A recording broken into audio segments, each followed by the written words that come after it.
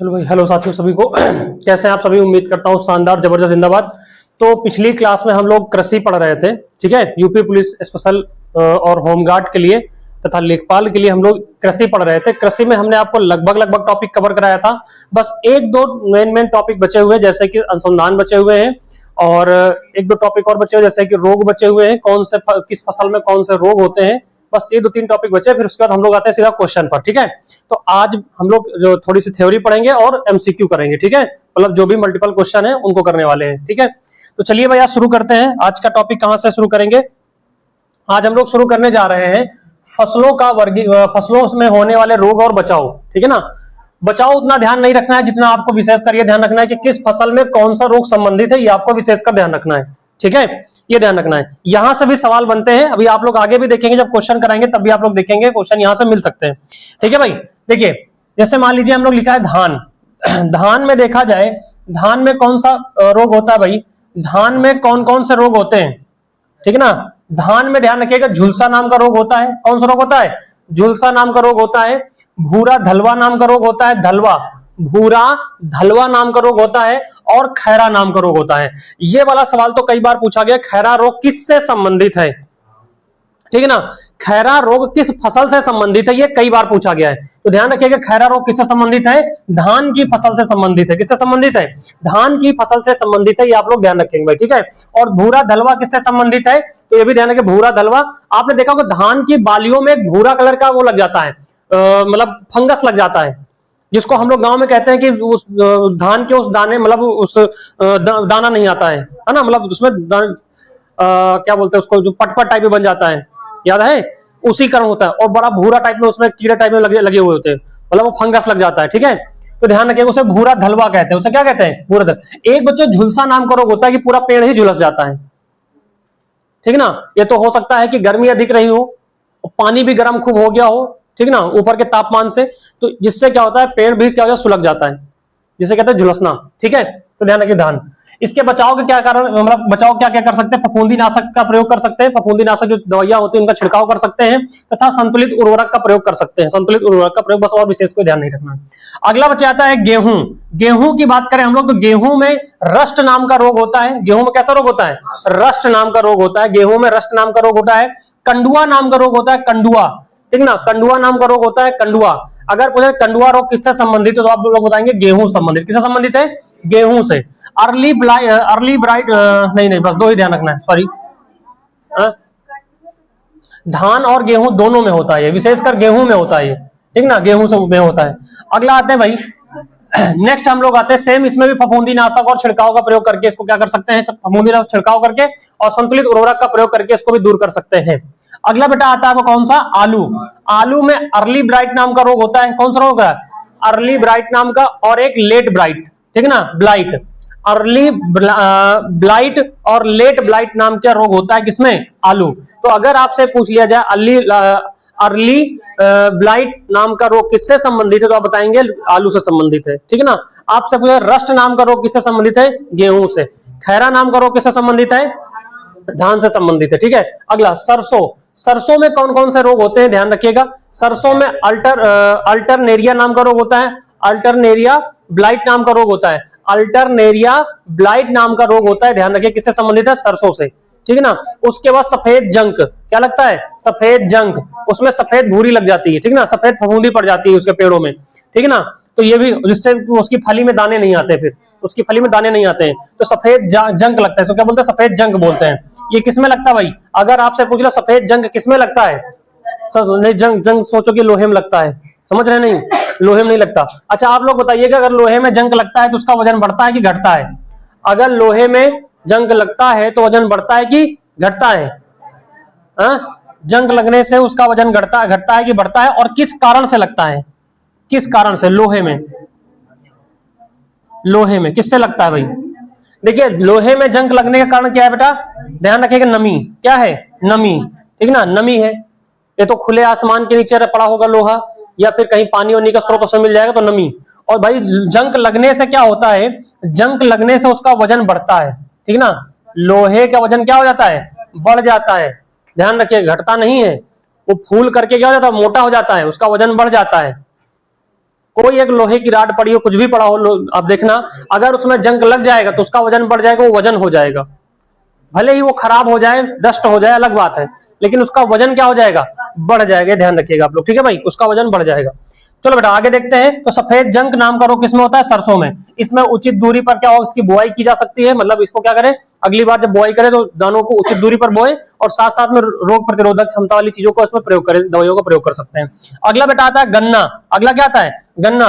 गन्ना में आपको पता है लाल सड़न रोग होता है। कौन सा होता है, लाल सड़न रोग होता है, ठीक ना। और इसमें भी कंडुआ नाम का रोग हो जाता है, ठीक ना, कंडुआ नाम का रोग गन्ना में भी हो जाता है, ध्यान रखिएगा। तो ये दो याद रखिएगा आप लोग, ठीक ना, एक ध्यान रखिएगा लाल सड़न, और एक याद रखिएगा कौन सा, कंडुआ। ये दो रोग याद रखिए किससे संबंधित है।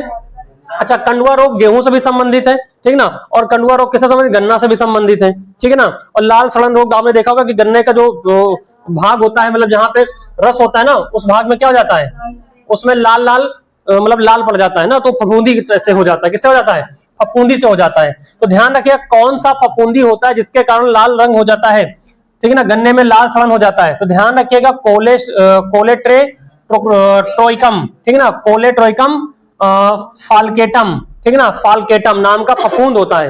ये दोनों एक ही नाम है, ठीक है ना, पूरा नाम है इसका, कोलेटेटोइकम और फाल्केटम, ठीक ना, नाम का फफूंद होता है, जिससे क्या होता है कि गन्ने में लाल सड़न रोग हो जाता है भाई, ठीक है ना।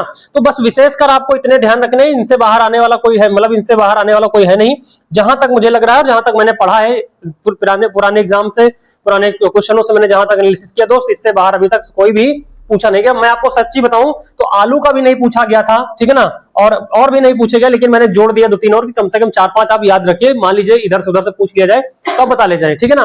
तो इतने आप लोग होने वाले रोग याद रखिएगा, इनसे बाहर कुछ आने वाला नहीं दोस्त, ठीक है। अगला आते हैं यहाँ कृषि से संबंधित कुछ भैया क्या है, अनुसंधान। कृषि से संबंधित कुछ अनुसंधान है, इनको ध्यान रखिएगा। सबसे पहले बच्चे बात करते हैं भारतीय कृषि अनुसंधान संस्थान।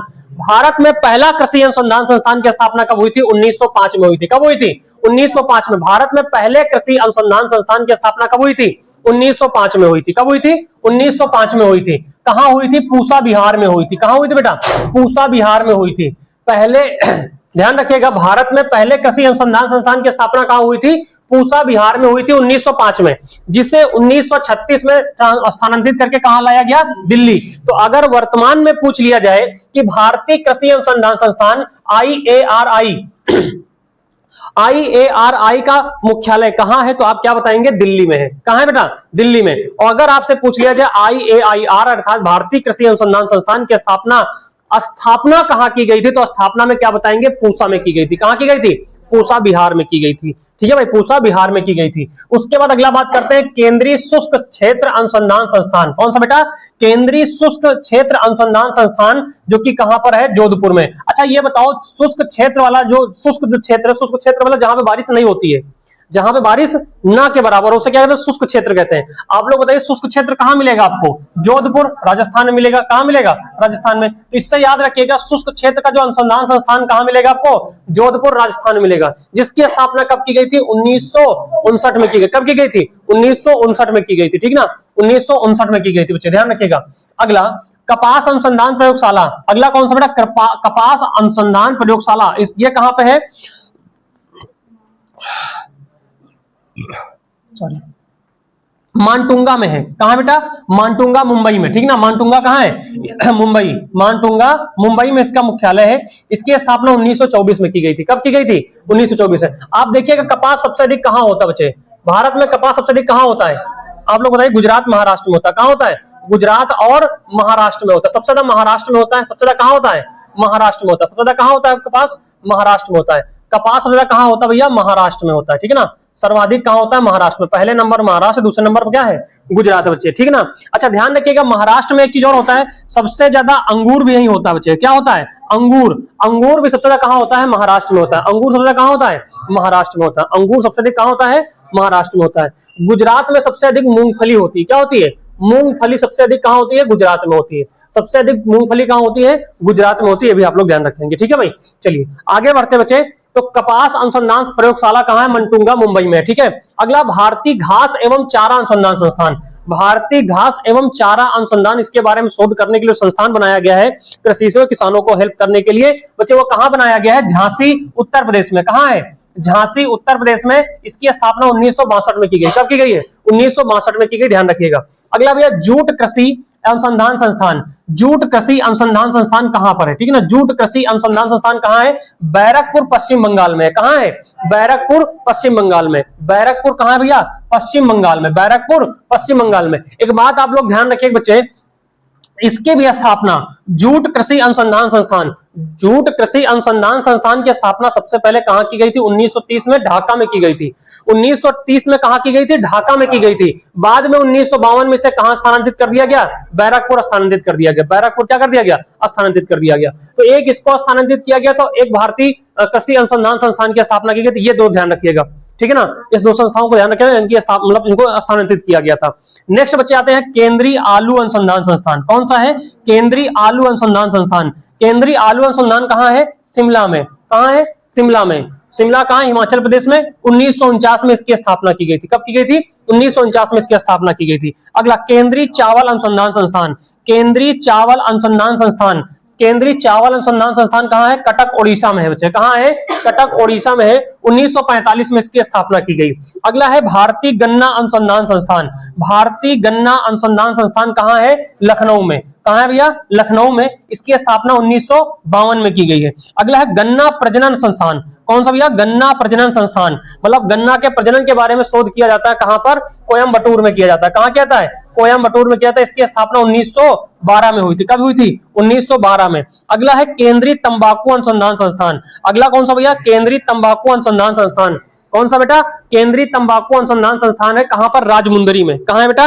राजमुंदरी में। ध्यान रखिए कहां पर है? राजमुंदरी में है। इसकी स्थापना कब की गई है भैया? 1974 में की गई है। ठीक है ना, कब की गई है? 1974 में।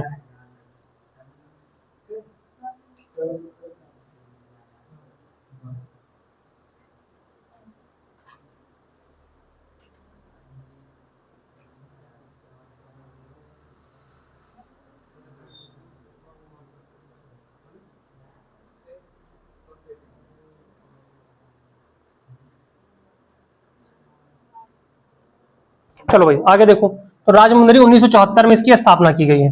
ठीक है बच्चे, तो ये कुछ संस्थान है जो कि कृषि से संबंधित है, इनको भी इंपॉर्टेंट है, ध्यान रखने वाली बहुत जरूरी बात है। ठीक है, चलो आगे देखो, अगला आते हैं। अगला भैया फसलों की किस्में। अब आप देखिए यहां से भी यूपीएसआई में भी सवाल आए हैं, और पीछे आप प्रीव्यू उठा के देखिए तो यहां से सवाल आपके किसमें आए हैं, इसमें से संबंधित सवाल आपके यूपी पुलिस में भी पूछे गए हैं, किसमें कौन कौन सी होती हैं। ठीक है ना, ये बहुत जरूरी है और इसको ध्यान रखने वाली बात है आपको। ठीक है, इसको ध्यान रखने वाली बात है, बहुत इंपॉर्टेंट तरीके से आप इसको पढ़ के जाइएगा भाई। ठीक है ना, बहुत इंपॉर्टेंट तरीके से इसको पढ़ के जाइएगा। चलो बच्चे बात करें हम लोग आगे, यहाँ पे चावल, चावल की कौन कौन सी किस्में होती हैं। जैसे पहला है जया, जया, रत्ना, पद्मा, साकेत, कावेरी, मोती। आप देखेंगे ये दो तो आप लोग बोलते भी हैं खेत में। ठीक ना, कावेरी और साकेत भी होता है। ठीक ना, ये कौन सा है? साकेत भी होता है। सुगंधा होता है। ठीक ना, सुगंधा होता है जिस धान में सुगंध आती है। ठीक है ना, चावल में। अन्नपूर्णा हो गया, और कौन सा? बासमती। और कौन सा हो गया? बासमती। तो सबको पता है बासमती चावल ही होता है। ठीक है ना, तो बच्चे ध्यान रखिए कि जया, रत्ना, पद्मा, साकेत, कावेरी, मोती, सुगंधा, अन्नपूर्णा और बासमती, ये फसल की किस्में किससे संबंधित हैं? धान से संबंधित, ये चावल से संबंधित है। ठीक है, इंपॉर्टेंट है, पढ़ के जाइएगा, नहीं जिस दिन सवाल फंसेगा तो फिर आपको हम बताएंगे कि हाँ देखो पढ़ाया था, नहीं कर पाए आप। अगला बच्चा है गेहूं। गेहूं से संबंधित कौन सा है? सोनालिका। गेहूं से संबंधित कौन सा है? सोनालिका। याद रखिएगा सोनालिका एक आता है ट्रैक्टर, और ट्रैक्टर से क्या होती है? गेहूं की कतराई होती है। ट्रैक्टर से क्या होती है? गेहूं कतराई। तो गेहूं से संबंधित कौन सा फसल है? सोनालिका। फिर कल्याण सोना, कौन सा है? कल्याण सोना। भाई गेहूं भी सुनहरे कलर का होता है कि नहीं होता है? तो कल्याण सोना हो गया। और कौन सा हो गया? अर्जुन एचडी 2009, अर्जुन एचडी 2009, ये भी एक किस्म होती है। ठीक ना, हीरा। और कौन सा हो गया भाई? हीरा। अच्छा देखो, चावल धान की अपेक्षा गेहूं महंगा होता है कि नहीं होता है? तो हीरा होता है, किसानों क्या होता है? हीरा होता है। और क्या होता है? मुक्ता। और कौन है भाई? मुक्ता, गिरजा और सोनारा। ठीक ना, सोनारा 64, सोनारा 64, ये ध्यान रखिएगा, सोनारा 64 ये संबंधित, सोनालिका और सोनारा 64 किससे संबंधित है? गेहूं से। और कल्याण सोना किससे संबंधित है? गेहूं से। अर्जुन किससे संबंधित है? गेहूं से। हीरा किससे संबंधित है? गेहूं से। मुक्ता किससे संबंधित है? गेहूं से। गिरजा किससे संबंधित है? अच्छा एक बात समझो, एक थोड़ा सा ट्रिक समझाने का प्रयास करूं मैं आपको। अगर आप देखिए चावल या धान, ठीक है ना, आप इसमें देखिए ज्यादातर जो नाम दिए गए वो स्त्रीलिंग दिए गए, ठीक है ना, और गेहूं जो दिए गए हैं नाम अधिकतर पुल्लिंग दिए गए, सिवाय किसको, मुक्ता और गिरजा को छोड़ करके, मुक्ता और गिरजा को छोड़कर ज्यादा नाम किसके दिए गए, पुल्लिंग। तो ऐसे नाम आप लोग ध्यान रखिएगा। अगला बेटा आता है मक्का। मक्का में आपका गंगा 101, कौन सा है, गंगा 101, गंगा 5, रणजीत है, दक्कन 101 है, ठीक है ना, रत्न है, उसके बाद विजय है, रत्न है और विजय। ये सब कहां फसल होती है, मक्का, मतलब फसल की किस्में है, मक्का की है, किसकी किस्में है, मक्का की किस्में है। अगला आता है बेटा बाजरा। बाजरा में कौन है, RHB 173, RHB 173, HHB 67 और राज 171, राज 171। ये संबंधित किससे भैया, बाजरा से संबंधित है। ये किस्में किसकी हैं, बाजरा से संबंधित किस्में है, ठीक है। अगला आते हैं भाई दलहन व तिलहन वाली फसलें, यहां पे देखते हैं दलहन और तिलहन वाली फसलें देखते हैं भाई। जैसे कहा गया चना, चना आपका दलहन फसल आती है, कैसी फसल है, दलहन फसल है। चना कैसी फसल है, दलहन फसल है। चना, अरहर, ठीक है ना, मूंग, उड़द, ठीक है ना, ये सब किसमें आती हैं, दलहन फसलों में आती है, ठीक है। अगला है अपर्णा, ठीक है ना, कौन सा भाई, अपर्णा। पंत जी 114, पंत जी 114 हो गया, ठीक है ना। पूसा हो गया, पूसा 256, पूसा 256, पूसा से संबंधित उसमें भी मिलेगा, सरसों भी मिलेगा, पूसा से संबंधित सरसों भी मिलेगा, इसे ध्यान रखिएगा। पूसा 256 किसमें मिलेगा, चना में। और गौरव, और कौन मिलेगा, गौरव। अगर आप यहां भी देखें तो अपर्णा को छोड़ करके बाकी सारे नाम किसमें दिए गए हैं, पुल्लिंग में। और ये चना भी क्या होता है, पुल्लिंग ही होता है, ठीक है। अगला भैया सोयाबीन, अगला क्या है, सोयाबीन। सोयाबीन PK 472, PK 472, ये फसल की किस्म किससे संबंधित है, सोयाबीन से संबंधित है। किससे संबंधित है, सोयाबीन से संबंधित है। अगला है अहिल्या, अहल्या नहीं अहिल्या, अहिल्या किससे संबंधित है बच्चे, अहिल्या संबंधित है सोयाबीन से। किससे संबंधित है, सोयाबीन से। ध्यान रखिए हिंदी में अहल्या ऐसे लिखा जाता है, ठीक है ना, अहल्या लिखा जाता है, अहल्या। हिंदी में जब शुद्ध में आता है तो अहल्या ऐसा लिखा जाता है। अब यूपी पुलिस के छात्र हो तो हर चीज ध्यान रखना है आप सभी को, समझ रहे हैं, क्योंकि एक सब्जेक्ट लेकर के नहीं चलना है यहाँ पर। तो अहल्या ऐसा लिखा जाता है हिंदी में शुद्ध रूप से, ये वाला गलत लिखा गया है, ठीक है ना। लेकिन यहाँ पे नाम दिया गया तो अलग वजह से। आप देखिए नाम में बर्तन ऐसा लिखा जाता है, कल्लू बर्तन भंडार, है ना, तो बर्तन ऐसे, लेकिन शुद्ध रूप में बर्तन ये गलत लिखा हुआ था। बर्तन आपको ऐसा लिखना है, ठीक ना, बर्तन आपका ये सही है, वो वाला बर्तन गलत लिखा है, समझ रहे हैं, वो फ्लो में चालू भाषा में लिखा गया है। अगला बच्चा कौन सा है, सरसों। अच्छा अब आप लोग जरा बताइए, पिछली क्लास में आपने पढ़ा है सरसों में जो गंध होती है किसके कारण होती है, जो महक आती है किसके कारण होती है, किसके कारण होती है, सल्फर।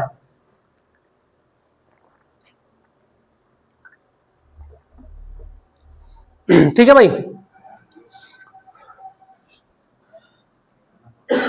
सरसों अब सल्फर कारण होती है, किसके कारण होती है भाई, सल्फर।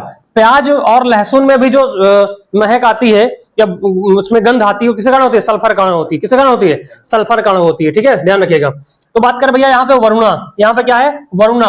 वरुणा सरसों से संबंधित, वरुणा T59, वरुणा T59 ये किस्म किससे संबंधित है, सरसों से संबंधित है। अगला पूसा बोर्ड किससे संबंधित है, सरसों से। भैया यूपी पुलिस का फेवरेट चैप्टर है ये कृषि, और यहां से सवाल 2 से 3 पक्का पूछे जाते हैं, इतना जान लो। 1 से 2 सवाल तो 100% आने वाले हैं, इतना जान लो। पूसा जय किसान, पूसा जय किसान किससे संबंधित है, सरसों से। पूसा 256 किससे संबंधित है, चना से संबंधित, पूसा 256 चना से। और पूसा बोर्ड किससे संबंधित है, सरसों से। पूसा जय किसान। अच्छा ये बताओ पूसा बोर्ड, बोर्ड का मतलब क्या हो गया, जीरो। बोर्ड का मतलब क्या हो गया भाई, अगर कोई बोर्ड हो गया तो जीरो पे आउट हो गया, है ना। और सरसों का आकार भी कैसे होता है, जीरो के जैसे होता है कि नहीं होता, वैसे याद रखिए। पूसा बोर्ड किससे संबंधित है, सरसों संबंधित है। पूसा जय किसान किससे संबंधित है, सरसों से। पीतांबरी और लक्ष्मी, पीतांबरी और लक्ष्मी ये 2 सरसों की भी किस्में हैं जो कि बोई जाती हैं, ठीक है ना, ध्यान रखिए बच्चे। अगला आता है भैया कपास। अगला कौन सा आता है, कपास। कपास एक आपकी नगदी फसल है, कैसी फसल है, नगदी फसल है। कपास कैसी फसल है, नगदी। सोयाबीन भी कैसी फसल है, नगदी फसल है। सोयाबीन भी कैसी फसल है, नगदी फसल है। चना की बात करें दलहनी फसल है, कैसी फसल है, दलहनी फसल है। सरसों की बात करें भैया तो सरसों कैसी फसल, तिलहन फसल है, कैसी फसल है, तिलहन। कैसी फसल है, तिलहन। अरे सवाल यहां से भी पूछ लेता है कि तिलहन फसल है कि किसमें आता है, ठीक है। बाकी खरीफ जायद तो आता ही आता है। अगला कपास से समय भैया कौन सा, सुजाता। कपास से संबंधित फसल की किस्म कौन सी है, सुजाता। अगला भैया महालक्ष्मी, कौन सी है, महालक्ष्मी। ये बताओ जब भैया नगद आपको मिलेगा तो महालक्ष्मी ही तो आएगी ना घर में, महालक्ष्मी नगद मिलेगा कि नहीं मिलेगा? तो महालक्ष्मी, सुजाता, तो सब कुछ क्या हो जाएगा? सु मतलब सुंदर जाता हो जाएगा, समझ रहे कि नहीं? सब कुछ अच्छा हो जाएगा, ठीक है। अगला कौन सा आता है? बीटी कपास, कौन सा आता है? बीटी कपास, तो लिखा ही है बीटी कपास, है ना, इसमें कौन सी बात है? तो सुजाता और महालक्ष्मी किससे संबंधित है? कपास से संबंधित है। किससे संबंधित है? कपास से संबंधित है। बहुत सही। आगे देखो भैया, आगे, ठीक है, आगे भी क्वेश्चन भी कराने हैं, समझ रहे हैं कि नहीं? अगला गन्ना, गन्ना की बात करें तो CO 419 419, CO 419 गन्ना से संबंधित है। CO 1148 किससे संबंधित है? गन्ना से। CO 775 किससे संबंधित है? गन्ना से संबंधित है, ठीक ना, किससे संबंधित है? गन्ना संबंधित है। अगला बच्चे आते हैं कॉफी, कॉफी से संबंधित कौन सी है? अरेबिका, कॉफी से संबंधित कौन सी है? अरेबिका और रोबस्टा, ठीक है ना, कॉफी से संबंधित कौन सी है? अरेबिका और रोबस्टा। मैं एक बात आपको और बता दूं कि भैया अगर बात करें कॉफी, तो कॉफी सबसे ज्यादा किस देश में उगाई जाती है? सबसे ज्यादा कहां उगाई जाती है? ब्राजील में। कहां उगाई जाती है? ब्राजील में, ठीक है। एक बात और ध्यान रखना, भारत में कहां उगाई जाती है? भारत में कहां उगाई जाती है? भारत में कर्नाटक में उगाई जाती है। कहां उगाई जाती है? कर्नाटक में। भारत में कहां उगाई जाती है? कर्नाटक में। कर्नाटक में आप लोग देखेंगे नीलगिरी पर्वत है। कौन सा पर्वत है? नीलगिरी पर्वत है यहाँ पर, ठीक है ना, नीलगिरी पर्वत है भाई, नीलगिरी पर्वत, ठीक है ना, नीलगिरी पर्वत पर उगाई जाती है सबसे ज्यादा। और बच्चे ध्यान रखिए, कॉफी जो है मूल कहां का है? मतलब कहां से ये आई है, ठीक है ना, मूल रूप से कॉफी कहां से आई है? तो ये इथियोपिया से आई है। कहां से आई है? इथियोपिया से आई है, इथियोपिया से, ठीक है ना,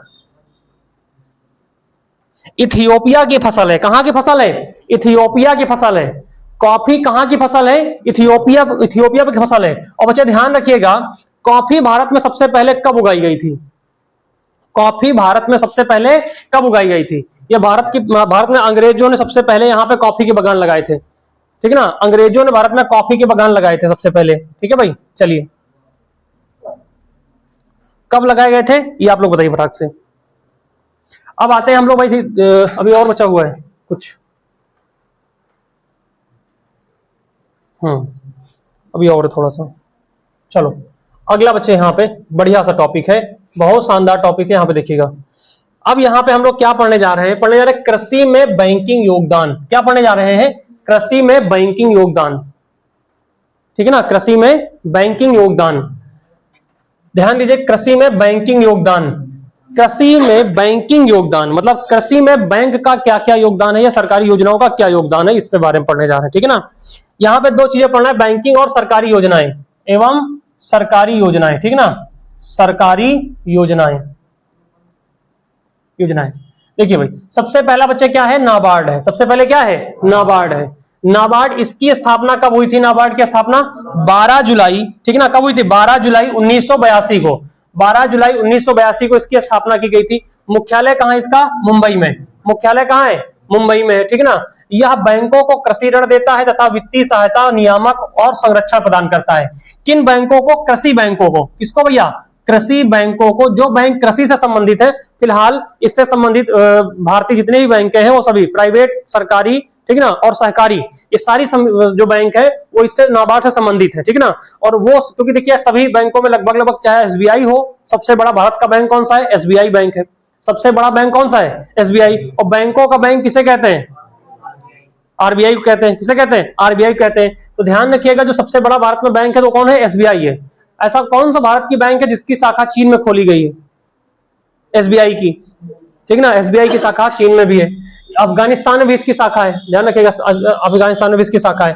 तो बच्चे ध्यान रखिएगा, कृषि बैंक से संबंधित या इसकी सहायता करना किसका काम है? नाबार्ड का काम है। इसकी स्थापना 12 जुलाई 1982 को की गई है, ठीक है भाई। अगला 2026-27 के बजट में कृषि के लिए लगभग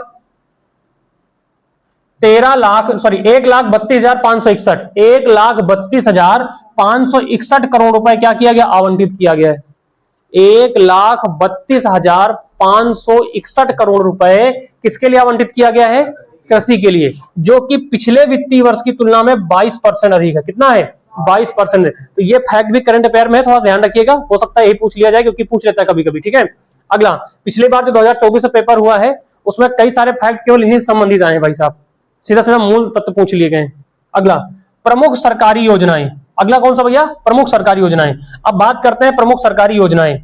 किसान क्रेडिट कार्ड, ठीक है भाई, कौन सा? किसान क्रेडिट कार्ड, सीसीसी, केसीसी। इसकी शुरुआत अगस्त 1998 में की गई है। कब की गई है? अगस्त 1998 में की गई बेटे।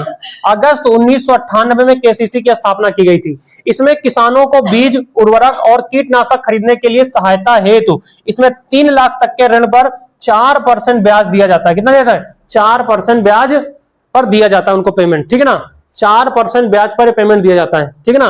बाकी और ये ध्यान रखिएगा, ये 1 साल तक रहता है। अगर 1 साल से ऊपर जाते हैं आप पेमेंट, मतलब 1 साल में पेमेंट कोई नहीं कर पाता है, तो उससे ऊपर पर क्या 7% लग जाएगा चार्ज। कितना लग जाएगा? 60%। अगर 1 साल में कोई पैसा जमा कर देता है उसमें, तो उस पर 3% सब्सिडी मिल जाती है उसको, ठीक है ना। तो लगभग वही 4% माना जाता है। इसलिए बैंक वाले कुछ ही पैसा जमा करा लेते हैं, सब ना जमा कर पाओ तो कुछ ना कुछ तो 1 साल के अंदर अंदर आप जमा कर दीजिए, ठीक है ना। और ध्यान रखिएगा, न्यूनतम जो वर्ष होता है कितना होता है? फसल वर्ष कितना माना जाता है? 1 साल या 1 से कम। न्यूनतम फसल वर्ष कितना माना जाता है बैंक ऋण के लिए? बैंकों के ऋण के लिए न्यूनतम फसल वर्ष कितना माना जाता है? 1 साल या 1 से कम, ठीक ना। 1 साल से कम यानी 1 साल के अंदर जो फसलें उगाई जाती हैं उसे न्यूनतम ऋण, कृषि ऋण माना जाता है, ठीक ना। अगला बात करते हैं, ठीक है भाई। आगे देखते हैं, कुछ और भी है। तो आ जाओ भाई इधर। अगला बच्चे किसान सम्मान निधि। किसान सम्मान निधि, जिसके तहत भाई हर महीने, मतलब हर तीसरे महीने पे क्या होता है? पेमेंट आती है, ठीक है ना। कि तीसरे महीने, चौथे महीने पे आती है, तीसरे महीने पे आती है। इसके तहत पात्र किसानों के बैंक में निर्धारित सीधे 6,000 रुपए दिया जाता है। कितने दिया जाता है? 6,000 रुपए प्रति वर्ष भेजे जाते हैं। कितने भेजे जाते हैं? 6,000। 2 किस्त आती है क्या? 4,000। तो मतलब ये जब शुरुआत की गई थी तब 6,000 थी, अब हो गई है कितनी? 4,000 की हो गई। तो 4 3 12,000 हो गई। 3 किस्तें आती है ना कि 2 किस्तें आती हैं? 2-2 हजार की 3 किस्तें आती, तो भी 6,000 तो हुआ। 6,000 आती ना। हाँ वही तो है, ये कुछ नहीं, इसमें दूसरे में लिख दिया। देखो बच्चे, ठीक है, सही है, सही लिखा है भाई, ठीक है ना। 2-2 हजार रुपए की 3 किस्तें आती हैं। कितनी आती हैं? 2-2 हजार की 3 किस्तें। हाँ, 4 महीने पे आती हैं। 3 महीने में 4 महीने पे आती है, ठीक है ना। 4 माह पर, ठीक है ना। 4 माह पर, क्योंकि 4 3 12, हाँ सही, 4 महीने पे आएंगे, ठीक है ना। हर 4 महीने पे 2,000 रुपए की किस्त आ जाती है, ठीक है ना। जो कि 6,000 रुपए हर साल मिलता है पात्र किसानों को।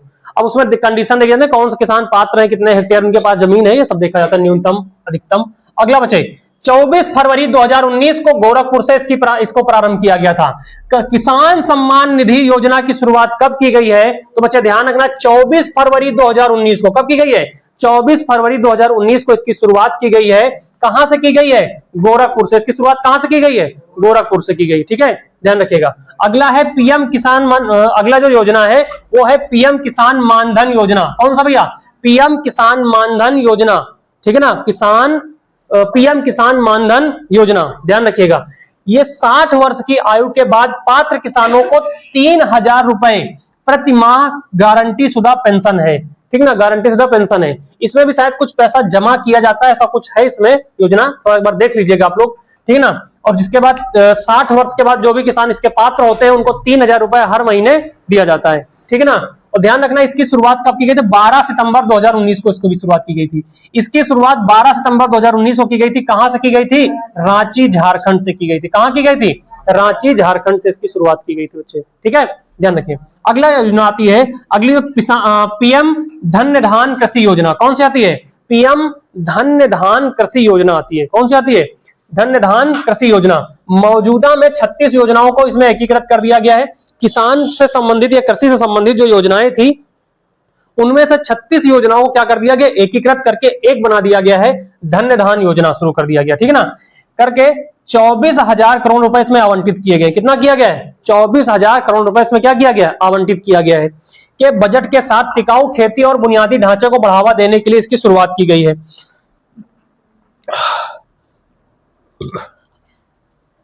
11 अक्टूबर 2025 को इसकी शुरुआत की गई। अभी हाल ही में 11 अक्टूबर 2025 को इसकी शुरुआत की गई। बच्चे ध्यान रखिएगा, बिल्कुल करंट की क्वेश्चन है, ठीक ना। करंट क्वेश्चन है कि धन्यधान कृषि योजना कब शुरू की गई बच्चे? यानी कि 11 अक्टूबर 2025 को शुरू किया। कितनी योजनाओं को सम्मिलित किया गया इसमें? तो ध्यान रखिए 36 योजनाओं को शुरू किया। कितने योजनाओं को? 36 योजनाओं को शुरू किया गया है। ठीक है भाई।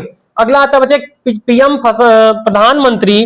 अगला आता है पीएम या प्रधानमंत्री, कुछ भी नाम ले लो, ठीक ना। प्रधानमंत्री फसल बीमा योजना, क्या था भैया? प्रधानमंत्री फसल बीमा योजना, ठीक ना। इसको शॉर्टकट में पीएमएफबीवाई कहते हैं, ठीक ना। किसानों को प्राकृतिक आपदाओं, ठीक ना, प्राकृतिक आपदाओं के कारण फसलों के नुकसान की स्थिति में वित्तीय सुरक्षा प्रदान करने के लिए क्या किया जाता है? इस योजना को शुरू किया गया, प्रधानमंत्री फसल बीमा योजना, जिसकी शुरुआत कब की गई? 18 फरवरी 2016 की गई है। कब की गई बच्चे? 18 फरवरी 2016 को इसकी शुरुआत की गई है। तो ध्यान रखिएगा आप लोग, ठीक है भाई। बहुत शानदार तरीके से, बढ़िया टॉपिक है। आगे बढ़ते हैं। चलिए यही तक था। अब आगे हम लोग चलते हैं किस पर? क्वेश्चन पर, ठीक है भाई। समझ में आया कि नहीं आया? कोई दिक्कत इसमें? चलो भाई आगे बात करते हैं। तो यहां से कुछ क्वेश्चन करते हैं, ठीक है। देखो पहला क्वेश्चन आपके सामने दिया हुआ है आज का, ठीक है। पहला क्वेश्चन आपके सामने है भैया, लगाइएगा और बताइएगा। अनाज उगाने वाले को प्रोत्साहित करने और अर्थव्यवस्था की समग्र आवश्यकताओं को पूरा करने के लिए 23 कृषि फसलों के न्यूनतम समर्थन मूल्य, जिसको एमएसपी कहते हैं, ठीक है ना, की सिफारिश करने के लिए कौन सा संगठन स्थापित किया गया है? ठीक है, बताइएगा आप लोग। कृषि लागत और मूल्य आयोग, या फिर कृषि आधार मूल्य स्थिरता आयोग, या मूल्य स्थिरता आयोग, या भारतीय कृषि मूल्य निर्धारण बोर्ड? बताइए इसमें किसकी स्थापना की गई बच्चे?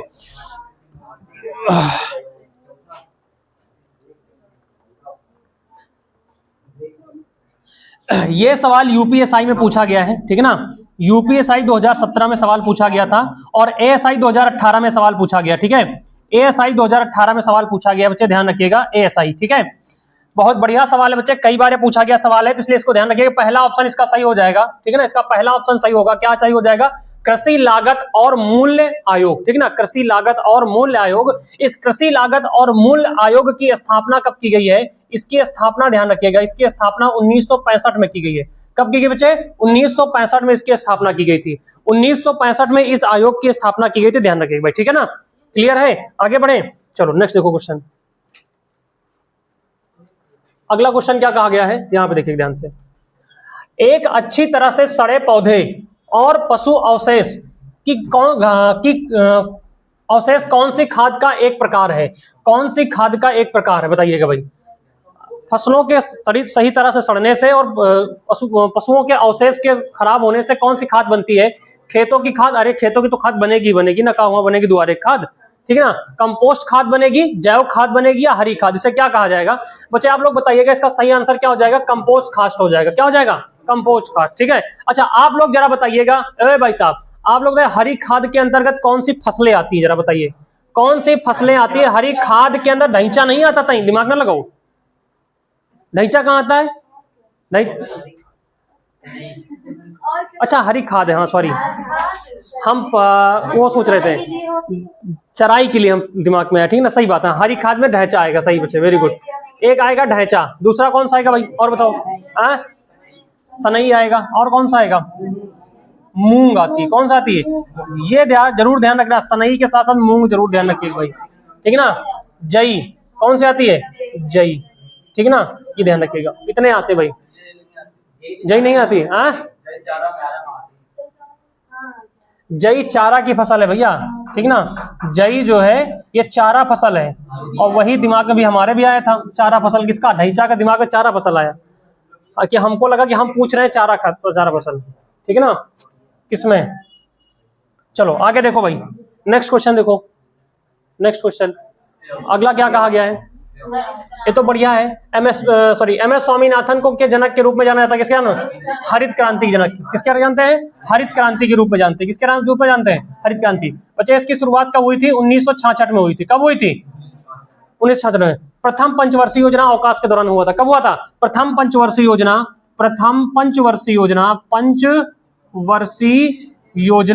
ठीक है ना। योजना अवकाश, ठीक है ना।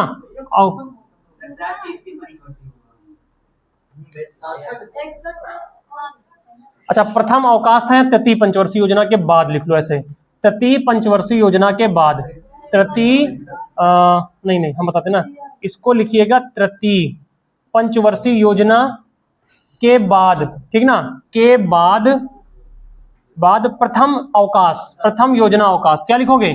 प्रथम योजना अवकाश था, प्रथम योजना अवकाश, ठीक ना, प्रथम योजना अवकाश। ये कब से कब तक लगा था? 1966 से लेकर के 1966 से लेकर कब तक लगा था? 1969 तक लगा था। कब लगा था? 1969 तक के लिए गया था योजना अवकाश। तो प्रथम योजना अवकाश के दौरान अर्थात तृतीय पंचवर्षीय योजना के बाद जब प्रथम योजना अवकाश लगा था, उसी दौरान क्या लागू किया गया था? हरित क्रांति लागू की गई थी। अच्छा बच्चा, हरित क्रांति की बात करें, इसमें कौन सी फसल सबसे पहले लाई गई थी? कौन सी फसल लाई गई थी? प्रथम फसल, फर्स्ट फसल कौन सी थी? तो ध्यान रखिएगा, गेहूं थी। कौन सी थी? गेहूं फसल थी, ठीक ना। और इसे सबसे पहले कहां बोया कहां गया था? इसका उपयोग कहां किया गया? उपयोग कहां किया गया? उपयोग ध्यान रखिएगा, पंजाब में किया गया था। कहां किया गया था? पंजाब में। अच्छा बताइए कि इसका वितरण कहां से किया गया था? वितरण, इसका वितरण कहां से किया गया था? इसका वितरण कहां से किया गया था? पंतनगर से किया गया था। पंतनगर उत्तराखंड से, पंतनगर उत्तराखंड से इसका किया गया था। लेकिन उस समय उत्तर प्रांत था, उत्तर प्रदेश ही था, ठीक है ना। लेकिन पंतनगर ध्यान रखिएगा आप लोग, ठीक है ना। इसका ये बातें जरूर ध्यान रखिएगा, सवाल यहां से भी बन सकते हैं भैया, ठीक है ना। श्वेत क्रांति का संबंध किससे भैया? श्वेत क्रांति का संबंध, आप लोग बताइए, श्वेत क्रांति का संबंध किससे है भैया? श्वेत क्रांति से। तो इसका दुग्ध उत्पादन से संबंधित, किससे संबंधित है? दुग्ध उत्पादन से संबंधित है, दुग्ध उत्पादन, ठीक ना, दुग्ध उत्पादन से संबंधित है श्वेत क्रांति। अच्छा आप लोग ध्यान दीजिएगा, अभी जो पीछे मैंने पढ़ाया है थ्योरी वाली क्लास, उसमें मैंने क्रांतियां नहीं पढ़ाई हैं। अभी सवाल में आएंगे तो हम वहां पढ़ा देंगे आपको क्रांतियां, ठीक है ना, तो परेशान मत होइए। चलिए इतनी बात ध्यान रखिएगा आप लोग, ठीक है भाई। इसमें से जो चीज को नोट करना फटाफट नोट कर सकते हो ना, था आगे हम बढ़ते हैं, ठीक है। नोट भी कर लिया करो चीजें आप लोग, ठीक है, ध्यान रखिए भाई। प्रथम पंचवर्षीय योजना कब शुरू हुई थी? प्रथम पंचवर्षीय योजना, प्रथम पंचवर्षीय योजना कब शुरू हुई थी? फर्स्ट पंचवर्षीय योजना, ठीक ना, पंचवर्षीय योजना, प्रथम पंचवर्षीय योजना 1951 से लेकर के 1956 तक थी। 1951 से लेकर के 1956 तक थी प्रथम पंचवर्षीय योजना, जिसमें कृषि को बढ़ावा दिया गया था। किसको बढ़ावा दिया गया था? कृषि को बढ़ावा दिया गया था, ध्यान रखिए, कृषि को बढ़ावा दिया गया था। प्रथम पंचवर्षीय योजना में किसको बढ़ावा दिया गया था? कृषि को बढ़ावा दिया गया था, ध्यान रखिएगा आप लोग, ठीक है। चलो भाई आगे बढ़ते हैं, अगला क्वेश्चन देखिएगा। अगला क्वेश्चन, अगला कहा गया कि भारत में वाणिज्यिक बैंकों द्वारा कृषि ऋण निम्नलिखित में से किस योजना के अंतर्गत स्वीकृत नहीं किया जाता है? ध्यान से समझिएगा क्या कहा गया है।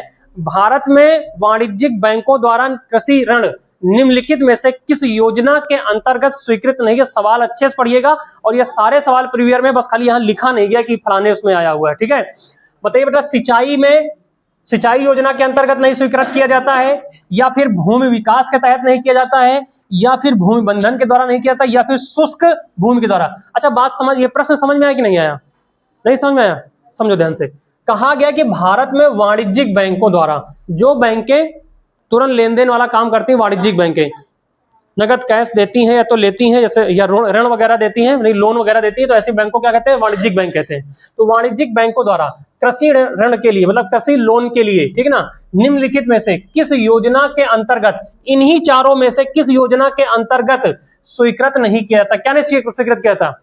मतलब ऋण स्वीकार नहीं किया जाता। सिंचाई के तहत नहीं स्वीकार किया जाता, भूमि विकास के तहत नहीं स्वीकार किया जाता, भूमि बंधन के द्वारा नहीं किया जाता, या शुष्क भूमि के द्वारा नहीं किया जाता।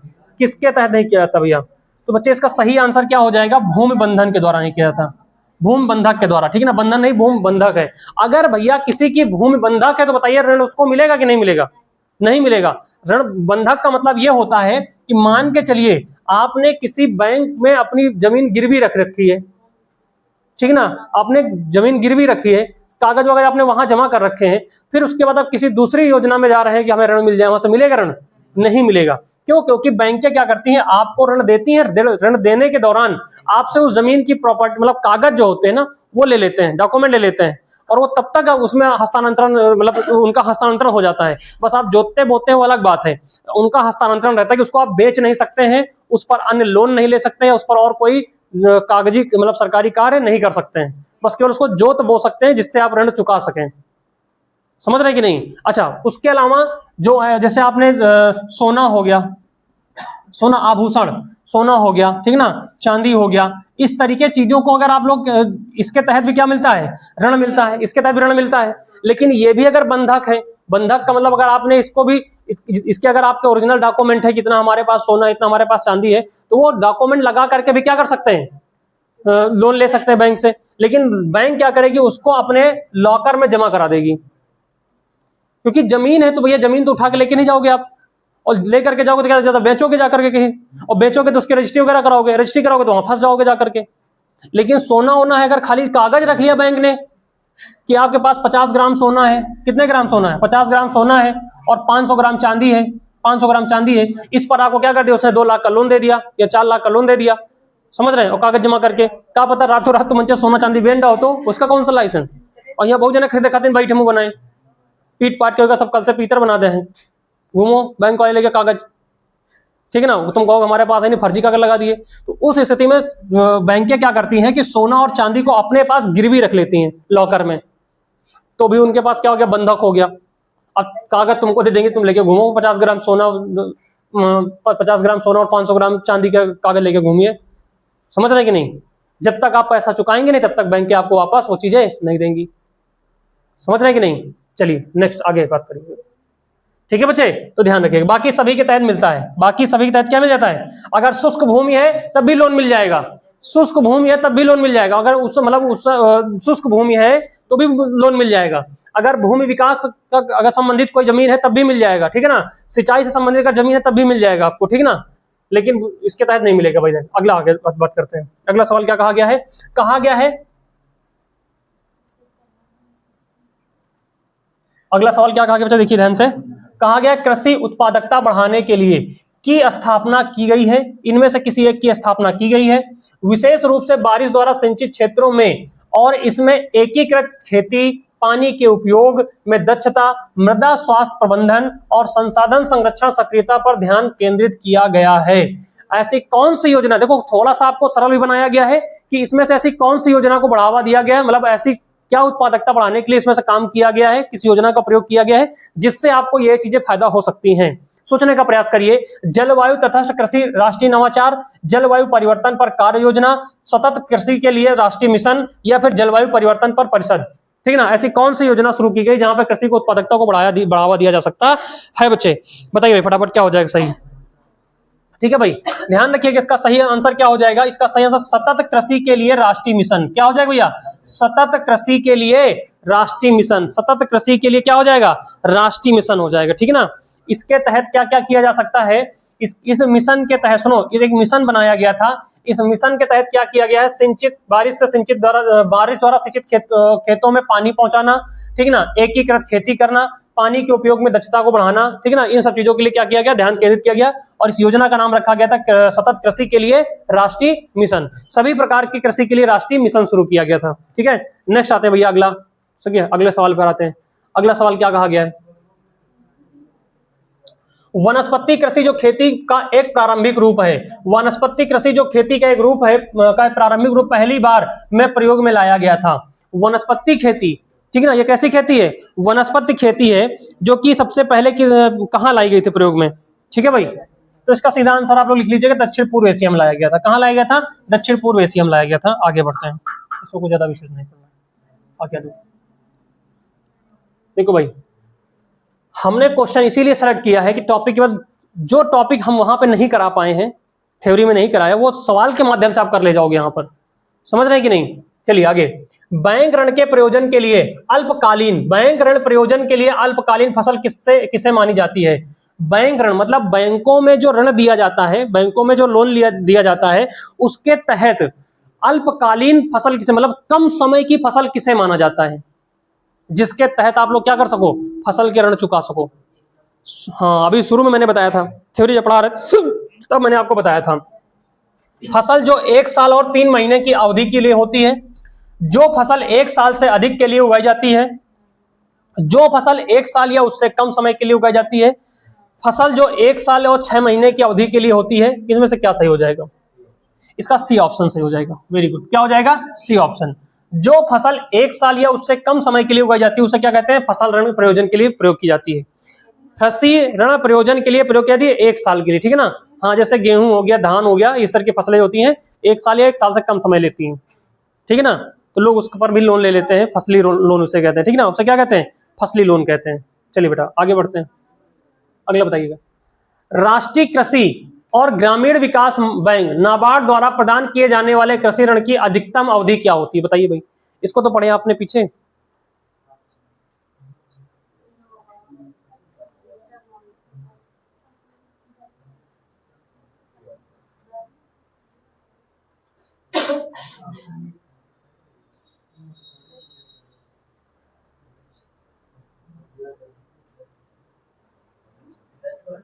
बताइए भाई, राष्ट्रीय कृषि क्या कहा गया है? राष्ट्रीय कृषि, ठीक है भैया, ग्रामीण विकास बैंक नाबार्ड द्वारा प्रदान किए जाने वाले कृषि ऋण की अधिकतम अवधि क्या होती है? 15 वर्ष, 10 वर्ष, 20 वर्ष या फिर असीमित होती है? तो बच्चे ध्यान रखिए, 15 वर्ष होती है। कितनी होती है? 15 वर्ष होती है। कितनी होती है भैया? 15 वर्ष होती है। अधिकतम अवधि कितनी होती है? 15 वर्ष होती है, ठीक है। अच्छा, ध्यान रखिएगा नाबार्ड की स्थापना कब की गई है? इसकी स्थापना कब की गई है? बच्चे ध्यान रखिएगा 12 जुलाई, कब की गई है? 12 जुलाई 1982 को इसकी स्थापना की गई। मुख्यालय इसका कहाँ है? मुंबई में है। मुख्यालय कहाँ है इसका? मुंबई में, ठीक है ना। अच्छा, इसके वर्तमान में अध्यक्ष कौन है? वर्तमान अध्यक्ष की बात कर रहा हूं मैं, ठीक है ना। वर्तमान अध्यक्ष कौन है बेटा? वर्तमान अध्यक्ष कौन है? साका जी ऐसे कुछ करके इसके हैं साजी, ठीक ना, साजी केवी, इनका नाम है मिस्टर साजी केवी, ठीक ना। साजी केवी से वर्तमान में क्या है? अध्यक्ष हैं, ठीक है ना। जबकि इनका कार्यकाल 2025 में समाप्त भी हो गया, लेकिन अभी भी अगर आप देखेंगे तो माना ही जाता है साजी केवी हैं, ठीक है भाई। अधिकतम जो अवधि होती है ऋण की, अधिकतम अवधि कितनी होती है? 15 वर्ष के लिए, और न्यूनतम अवधि कितनी होती है? 1 साल, 1 साल से कम, ठीक है ना। उस स्थिति में क्या होता है? बैंक में जो ऋण दिया जाता है वो अधिकतम होता है। जैसे जितने साल के आप करेंगे उतना ऋण का मतलब ऋण का जो ब्याज होगा वो कम हो जाएगा अधिकतम स्थिति में, ठीक है भाई। चलिए आगे बढ़े, अगला क्वेश्चन फटाफट देखिए। खाद्य तेल निम्नलिखित में से किससे निकाला जाता है भैया? किससे निकाला जाता है? राई से निकाला जाता है। किससे निकाला जाता है? राई मतलब सरसों से। किससे निकाला जाता है? सरसों से निकाला जाता है। हाँ, भांग जरूर निकाला जाता है। ये वाला तेल जब पी ली तो फिर के तेलों निकल जाती है, जान लियो, सबके बस के बात नहीं है, अच्छे अच्छे तेल निकल जाएगी माँ। अच्छा ये बताइए, राई, राई किस फसल के अंतर्गत आती है? किस फसल ऋतु के अंतर्गत आती है? ऋतु किस फसल ऋतु के अंतर्गत आती है? खरीफ, जायद या फिर रबी? रबी के तहत आती है। किसके तहत आती है? रबी के तहत आती है। सरसों, ककड़ी जायद में आती है, ये रबी की फसल में बोई जाती है, ठीक ना। अक्टूबर नवंबर के आसपास बोई जाती है। कब बोई जाती है? अक्टूबर नवंबर। और रबी के तहत गेहूं के समय बोई जाती है। किसके तहत? गेहूं के साथ बोई जाती है। गेहूं, सरसों, ठीक है ना, चना, ठीक है ना, गेहूं, सरसों, चना, आलू, ठीक है ना, ये सब किसके समय बोई जाते हैं? रबी की फसल में आते हैं। किसके समय आते हैं? रबी की फसल में आते हैं। भांग और कपास ये नगदी फसलें हैं। किस कैसी फसलें हैं? नगदी फसलें हैं। लेकिन भांग जो है ये सब नहीं उगा सकता है, समझ रहे हैं ना। इसके लिए लाइसेंस लेने की आवश्यकता होती है, लाइसेंस, ठीक ना। बिना लाइसेंस के इसको कोई नहीं उगा सकता, बाकी सब चाहे जो उगाऊं, समझ रहे हैं कि नहीं, बाकी चाहे जो होगा ये।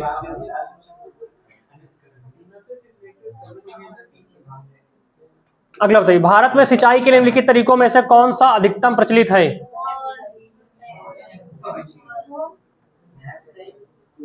बताइए भाई, भारत में सिंचाई के निम्नलिखित तरीकों में से सर्वाधिक प्रचलित तरीका कौन सा है? जल्दी बताइए आप लोग। हाँ बच्चे,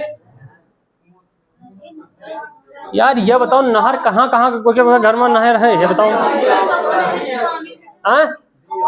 इसका बी ऑप्शन सही है। सबसे तो कुओं और ट्यूबवेल से जल की सिंचाई की जाती है। कुएं से और ट्यूबवेल से सिंचाई की जाती है। नलकूप, ठीक ना, नलकूप और ट्यूबवेल सबसे अधिक की जाती है। हर घर में नलका, हर घर में ट्यूबवेल है, और हर घर में नहर कहाँ पहुंच रहा है? हर किसान के पास नहर कहाँ पहुंच रहा है?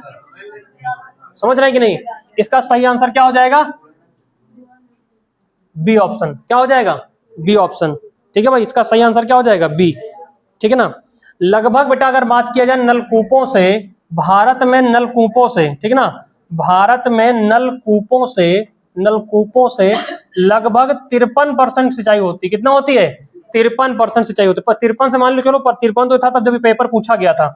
वर्तमान में 55 दशमलव कुछ हो गया, 55.9% हो गया है, 55.9% हो गया, क्योंकि दिन प्रतिदिन लोग नहर ट्यूब मतलब इनको साइड में करके हर घर में ट्यूबवेल लगवा रहे हैं, हर घर में क्या नलकूप हो रहा है। समझ रहे हैं कि नहीं?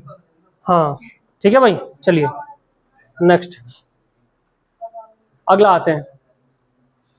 कृषि मंत्रालय द्वारा जारी नवीनतम आंकड़ों के अनुसार निम्नलिखित राज्यों में कौन सा राज्य सब्जी उत्पादन में सबसे ऊपर है? अच्छा बेटा, ये भी सवाल थोड़ा ध्यान रखिएगा। ये सवाल तब का है जब ये पेपर में पूछा गया था, ठीक है ना, और ये सवाल 2017 का है। कब का है? 2017 का है, ठीक है ना, 2017 यूपीएसआई 2017 का है। ओए सुनो मेरी बात ध्यान से, ये यूपी 2017 का पूछा गया सवाल था। तो उस स्थिति में जो यहाँ पे ऑप्शन दिए गए थे, इसके अनुसार सही आंसर क्या था? पश्चिम बंगाल। ठीक है ना, मैं कह रहा हूं इस प्रश्न के अनुसार ये आंसर सही था। ठीक है ना। लेकिन बच्चे अगर हम लोग बात करें वर्तमान में, किसकी बात करें?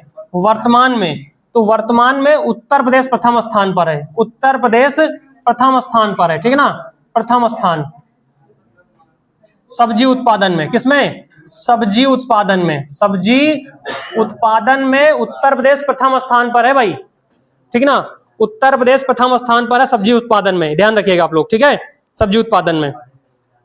चलो आगे बढ़े, नेक्स्ट आ जाओ।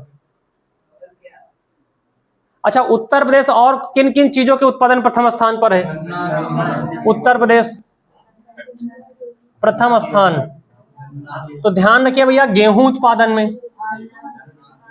अच्छा, गेहूं उत्पादन में पूछा जाए तो उत्तर प्रदेश पहले स्थान पर है, लेकिन प्रति हेक्टेयर पूछ लिया जाए सबसे अधिक कहां होता है, तो पंजाब आ जाएंगे। ठीक है ना।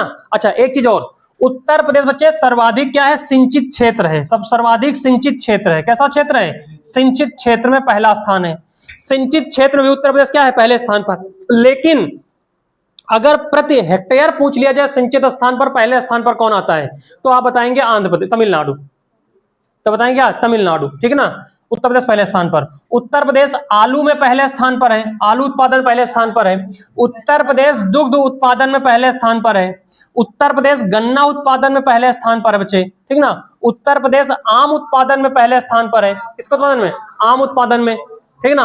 आंवला उत्पादन में उत्तर प्रदेश पहले स्थान पर है, ठीक ना, आंवला, ठीक ना, आंवला उत्पादन में पहले स्थान पर है, ठीक ना, ध्यान रखिएगा भाई। हाँ, इत्र उत्पादन में, हाँ इत्र उत्पादन में इत्र नगरी यहीं पर है, ठीक ना। ये तो फिर जिला वाइज चले जाएंगे आप। उत्तर प्रदेश की बात करो, पहले इतना चीजें ध्यान रखिएगा भाई, ठीक है बच्चे, इतना विशेष कर आप ध्यान रखिएगा। इनके उत्पादन में उत्तर प्रदेश क्या है? पहले स्थान पर है, ठीक है। चलो नेक्स्ट आ जाओ। हाँ, अगला टॉपिक आपका यूपी जीके ही होगा, डोंट वरी। कल की जो क्लास रहेगी वो यूपी जीके की ही रहेगी, ठीक है। पहले थ्योरी रहेगी, फिर इस पर भी क्वेश्चन कराएंगे हम, ठीक है। पहले थ्योरी पढ़ाएंगे फिर क्वेश्चन, ठीक है। चलिए, या फिर कुछ ऐसा लेकर के आएंगे कि क्वेश्चन के साथ साथ में थ्योरी कराएं आपको। एक दो को, जैसे मान लीजिए क्वेश्चन आया तो इसके बाद इससे संबंधित जो थ्योरी रहेगी अगले पेज में आपको थ्योरी मिल जाएगी, ठीक है। लिखना नहीं पड़ेगा, ज्यादातर मैटर हम लिखा लाएंगे। इससे क्या फायदा रहेगा कि भैया समय कम है तो होमगार्ड से पहले लगभग टॉपिक कवर करने का प्रयास करेंगे। बाकी यूपी पुलिस के समय तो आपका भाई साहब पूरा एकदम पर्याप्त मैटर हो जाए, ठीक है। और इस बार आप ध्यान रखिएगा, हम एक सीरीज तैयार कर रहे हैं लगभग 500 क्वेश्चनों की, ठीक है ना। जीके के 500 क्वेश्चनों की एक सीरीज तैयार कर रहे हैं क्वेश्चन, ठीक है ना, जिसमें से हम लगभग 200 बना चुके हैं क्वेश्चन, 200 क्वेश्चन बना चुके हैं। लगभग 300 क्वेश्चन अभी और बनाने हैं, और इसमें हर टॉपिक से क्वेश्चन रहेंगे। अब इसमें यह मत समझना सर एक तरफा भी मिल सकते हैं, कहीं से भी कोई भी मिल सकता है। एक तरफा और पता छोड़िए, आप साइड में रखिए उसको। आपको सवाल रटने हैं 500, इन 500 सवाल आप रटिए। मैं गारंटी ले रहा हूं कि लगभग आप 25+ सवाल यहां से फंसेंगे डायरेक्ट, ठीक है ना। चलिए आगे देखिए बच्चे, भारत के कौन से, बेटा कोशिश मेरी यही रहेगी, बाकी सब कुछ डिपेंड करेगा पेपर पे। हम टारगेट सर कितना करके चले, मैं नहीं जानता, ना कोई जानता है। और जो कोई कह रहा है कि सब वह उल्लू बना रहे हैं आपको, सब कुछ डिपेंड करेगा पेपर पे। समझ रहे हैं कि नहीं। हम यूपीएसआई के पेपर के पहले भी आपसे एक दिन कहा था, याद होगा, मैंने कहा था बेटा जो भी होगा देखा जाएगा, सब कुछ डिपेंड करेगा पेपर पर, ठीक है ना। और चिल्लाने इतना टारगेट करके जाओ, इतना टारगेट, सब कुछ डिपेंड करेगा पेपर पर। और मैंने ये बात इसलिए पेपर से पहले कही थी कि मैं वो खिलाड़ी हूं जो खेल करके आया हूं, मैं खेल रहा हूं। हम टारगेट कितना करके जा रहे हैं, पेपर का कुछ लेवल अलग हो जा रहा है। पेपर कैसा आ रहा है, कहीं लो लेवल की तैयारी करके जा रहे हैं तो हाई लेवल आ जा रहा है, हाई लेवल की तैयारी करके जा रहे हैं तो लो लेवल आ जा रहा है। तो भैया सब कुछ डिपेंड करेगा पेपर पे, और वही हुआ था यूपीएसआई में। आगे एकदम हलवा पेपर। लो भाई साहब, 140 वाला भी सोच रहा है यार हमारा सिलेक्शन होगी कि ना होगी, और 140 वाला भाई साहब उसमें टॉपर था पिछली बार। भारत के कौन से राज्य में सबसे अधिक सिंचित क्षेत्र है? ये लो भाई साहब, आ गया सवाल। उत्तर प्रदेश। सबसे ज्यादा कौन सा है? उत्तर प्रदेश। आगे बढ़े, इसमें तो खटाक से आगे बढ़ जाएंगे। पंजाब भैया गेहूं के उत्पादन में पहले स्थान पर, लेकिन प्रति हेक्टेयर में। कैसे बेटा? प्रति हेक्टेयर में। पंजाब जो है उत्पादन में पहले स्थान पर है, ठीक है ना, उत्पादन में पहले स्थान पर है। किस चीज के? हेक्टेयर में। अच्छा, सिंचित क्षेत्र में भी पहले स्थान, दूसरे स्थान पर है। सिंचित क्षेत्र में यह है, प्रतिशतता में अगर पूछ लिया जाए, सिंचित प्रतिशतता क्षेत्र क्या है इसमें? सिंचित प्रतिशतता क्षेत्र, प्रतिशत क्षेत्र।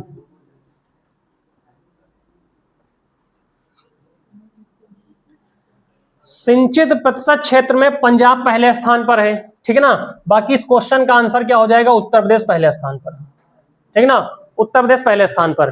पंजाब बच्चे गेहूं उत्पादन में पहले स्थान पर है, गेहूं उत्पादन में प्रथम, ठीक है ना, लेकिन कैसे? हेक्टेयर में। किसमें? हेक्टेयर में। वैसे गेहूं उत्पादन में कौन पहले स्थान पर है? उत्तर प्रदेश पहले स्थान पर है, ठीक है। चलिए नेक्स्ट आते हैं। अच्छा, राजस्थान की बात करें, राजस्थान किस चीज में पहले स्थान पर है? सरसों के उत्पादन में, तिलहन उत्पादन में। आप लिख लीजिए, यहां क्या लिख लो? तिलहन उत्पादन में प्रथम स्थान है, तिलहन उत्पादन में, ठीक ना। तिलहन में प्रथम स्थान किसका भैया? राजस्थान का है, ठीक ना। चावल उत्पादन में पहले स्थान पर कौन है? चावल उत्पादन में, ठीक ना, पश्चिम बंगाल। चावल उत्पादन में पहले स्थान पर कौन है? पश्चिम बंगाल। जूट उत्पादन में पहले स्थान पर कौन है? पश्चिम बंगाल। जूट उत्पादन में पहले स्थान पर कौन है? पश्चिम बंगाल है, ठीक है बच्चे, पश्चिम बंगाल है जूट उत्पादन में, ठीक ना। मछली भात के उत्पादन पहले स्थान पर कौन है? पश्चिम बंगाल है। बावली पूछो। अगला, निम्नलिखित में से किस सेक्टर के समग्र विकास और प्रबंधन को सक्षम करने के लिए मिशन फिंगरलिंग नामक कार्यक्रम शुरू किया गया था? मिशन फिंगरलिंग नामक कार्यक्रम शुरू किया गया था, इसको बताएंगे बेटा। मधुमक्खी पालन, बागवानी सेक्टर, डेयरी सेक्टर, मत्स्य पालन। इसका सही आंसर क्या हो जाएगा? मत्स्य पालन। किसके लिए संबंधित था? मत्स्य पालन संबंधित था भाई, ठीक है ना। किससे संबंधित था बच्चे? ये मत्स्य पालन से संबंधित है, ध्यान रखिएगा आप लोग, ठीक है।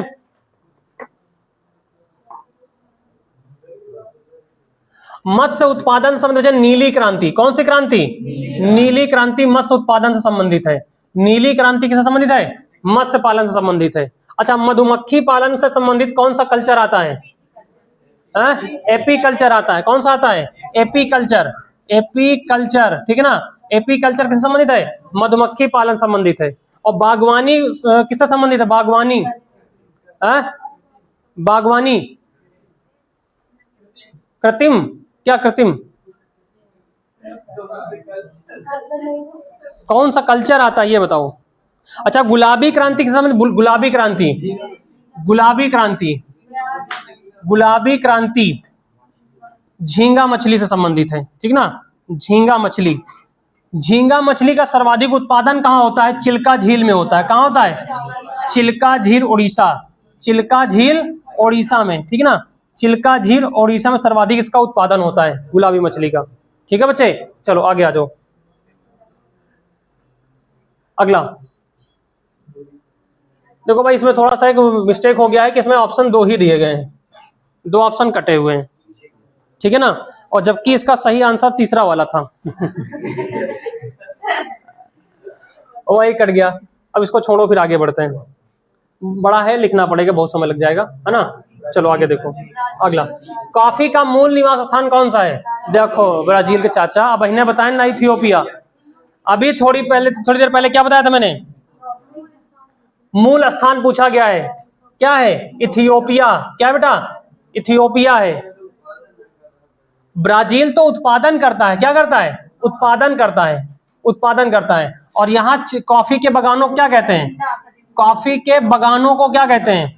कॉफी के बगानों को क्या कहते हैं? फजंडा कहते हैं। क्या कहते हैं? फजंडा कहते हैं, फजंडा कहते हैं। ठीक है भाई।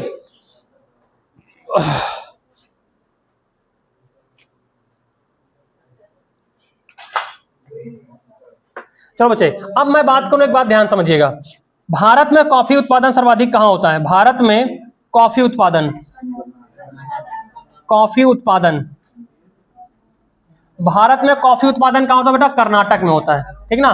कहां होता है? कर्नाटक में। अच्छा, प्रथम बागवानी कब लगाई गई थी? प्रथम बागवानी काहे की? कॉफी की। प्रथम कॉफी की बागवानी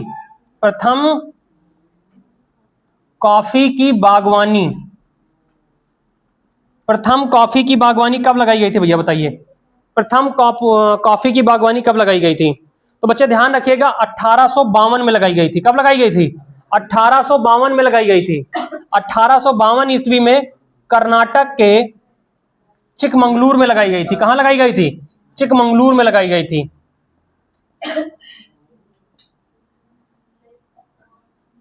चिकमंगलुरु में लगाई गई थी। कर्नाटक के कहां लगाई गई थी? चिकमंगलुरु में।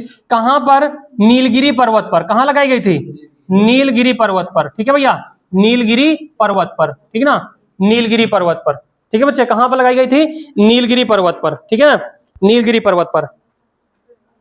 और बच्चे ध्यान रखना, जो कर्नाटक है ये 56% कहवा का उत्पादन करता है। किसका उत्पादन करता है? भारत में जो कहवा की खपत होती है, उसका 56% उत्पादन कौन करता है? कर्नाटक करता है। उसका 56% कौन करता है? कर्नाटक करता है। समझ रहे हैं? मतलब कर्नाटक खुद ही उसकी पूर्ति कर देता है, इतना उत्पादन करता है। बोलो बेहतरीन बात है कि नहीं? समझ में आई कि नहीं आई? इसको ध्यान रखिएगा आप लोग भाई, ठीक ना, ध्यान रखिए बच्चे। अच्छा, कॉफी केंद्र भारत में कहां है? भारत में कॉफी केंद्र कहां है? भारत में कॉफी केंद्र कहां है? कॉफी केंद्र, भारत में कॉफी केंद्र कहां बच्चे बताइए? भारत में कॉफी केंद्र कोडागू में है। कहां पर है? कोडागू कर्नाटक में है। कहां पर है? कोडागू कर्नाटक में है। कोडागू कर्नाटक में, ठीक है ना, कोडागू कर्नाटक में भारत में क्या है? कॉफी केंद्र है, ठीक है ना। कॉफी केंद्र कहां पर है? ध्यान रखिए भाई, ठीक है।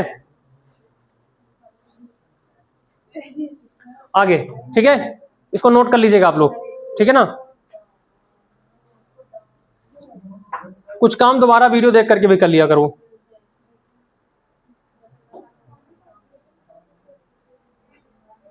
अगला बेटा, वे किसान जो तुरंत फसल ऋण चुकाते हैं उन्हें भारत सरकार द्वारा % की दर से अतिरिक्त ब्याज सहायता दी जाती है, जिसको क्या कहते हैं? सब्सिडी कहते हैं। जिससे क्या कहते हैं? सब्सिडी कहते हैं। सब्सिडी कहते हैं भैया, ठीक ना, जिससे क्या कहते हैं? सब्सिडी कहते हैं। अतिरिक्त ब्याज दर की सहायता दी जाती है। अभी थोड़ी देर पहले मैंने शायद बताया भी था इसके बारे में, ठीक है ना। Very good. क्या हो जाएगा इसका सही आंसर? 3%।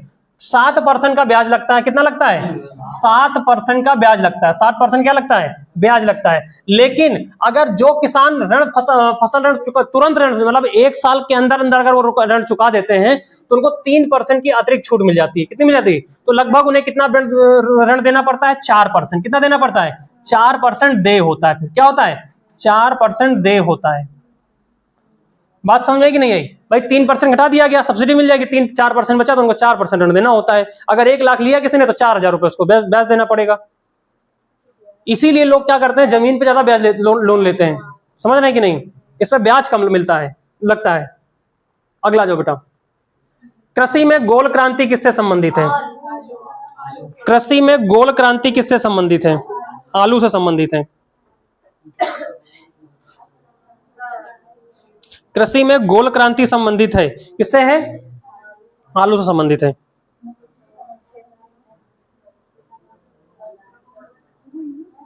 थोड़ा सा पानी लाओ भाई।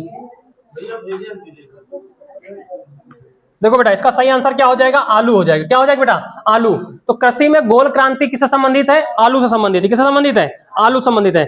अगर बच्चे हम लोग बात करें टमाटर से संबंधित कौन सा क्रांति है? टमाटर संबंधित लाल क्रांति। टमाटर संबंधित लाल क्रांति, ठीक ना, टमाटर संबंधित लाल क्रांति, ठीक ना। अच्छा, मांस से संबंधित लाल क्रांति। लाल क्रांति टमाटर और मांस दोनों संबंधित है। अच्छा, खाद्य से संबंधित यानी उर्वरक से संबंधित कौन सी क्रांति है? उर्वरक से संबंधित कौन सी क्रांति है?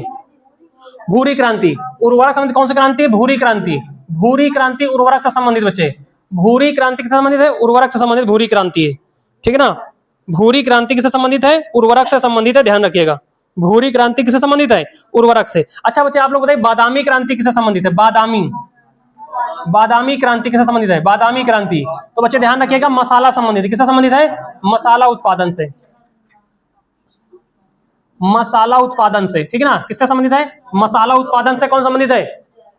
मसाला उत्पादन से संबंधित है बादामी क्रांति। कौन संबंधित है? बादामी क्रांति। बच्चे काली क्रांति, काली क्रांति किससे संबंधित?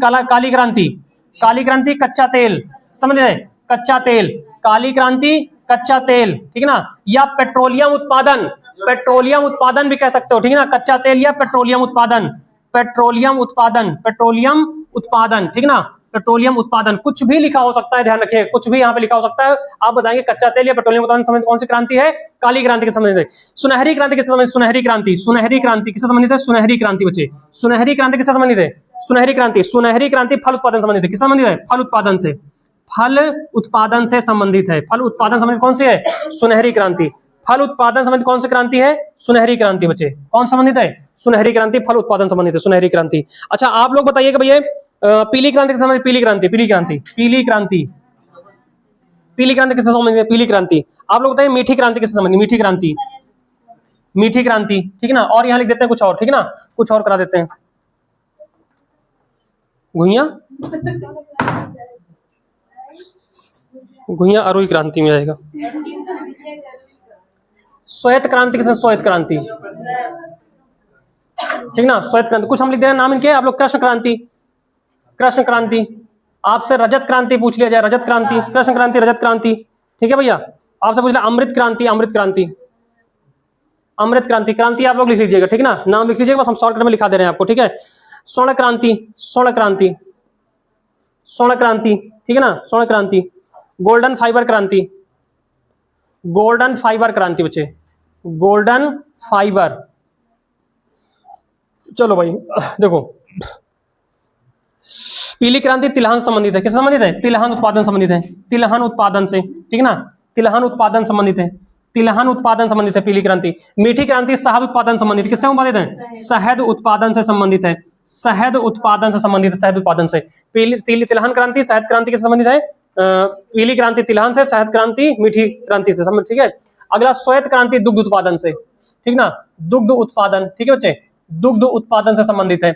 अगर अगला पूछ लीजिए आपसे कृष्ण क्रांति, कृष्ण क्रांति, कृष्ण क्रांति बायोडीजल संबंधित, किससे संबंधित है? बायोडीजल, ठीक ना, बायोडीजल मतलब जो कि आधुनिक रूप से चीजों के सड़ने गलने से जो बनाई जाने वाली चीजें हैं, डीजल है, उसको बायोडीजल कहते हैं। तो बायोडीजल के उत्पादन संबंधित कौन सा क्रांति है? कृष्ण क्रांति है। कौन सा क्रांति है? कृष्ण क्रांति बायोडीजल संबंधित है। अगर आपसे पूछ लिया जाए रजत क्रांति किससे संबंधित? रजत क्रांति, रजत अंडा उत्पादन से, रजत क्रांति किससे संबंधित है?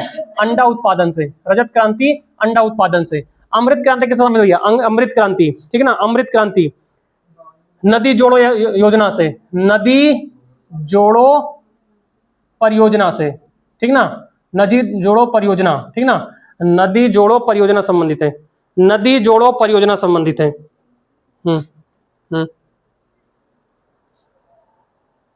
एक बात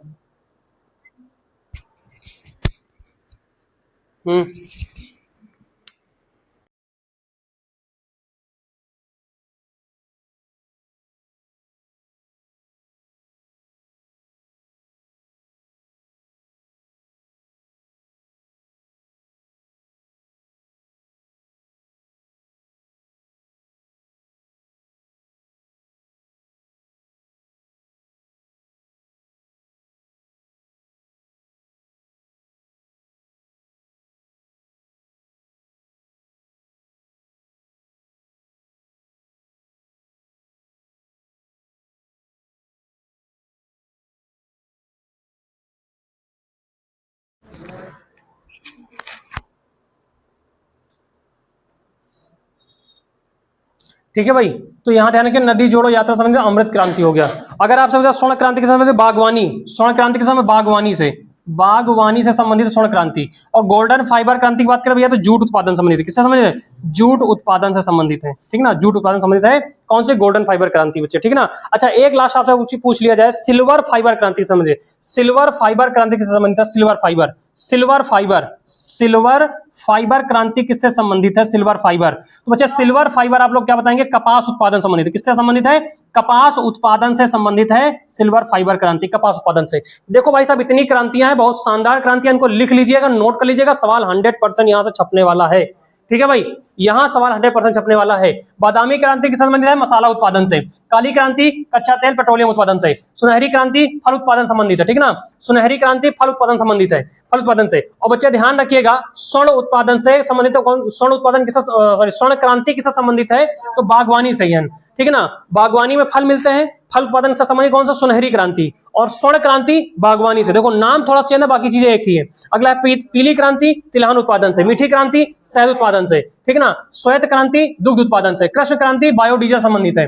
रजत क्रांति, ठीक है ना बच्चे, कौन सी? रजत क्रांति अंडा उत्पादन से। रजत क्रांति अंडा उत्पादन से। अमृत क्रांति नदी जोड़ो यात्रा, ठीक ना। स्वर्ण क्रांति बागवानी से। गोल्डन फाइबर जूट उत्पादन। सिल्वर फाइबर कपास उत्पादन से संबंधित है, ठीक है ना। बाकी आप लोग आलू गोल क्रांति हो गया। खाद्य से संबंधित भूरी क्रांति। टमाटर और मांस संबंधित लाल क्रांति।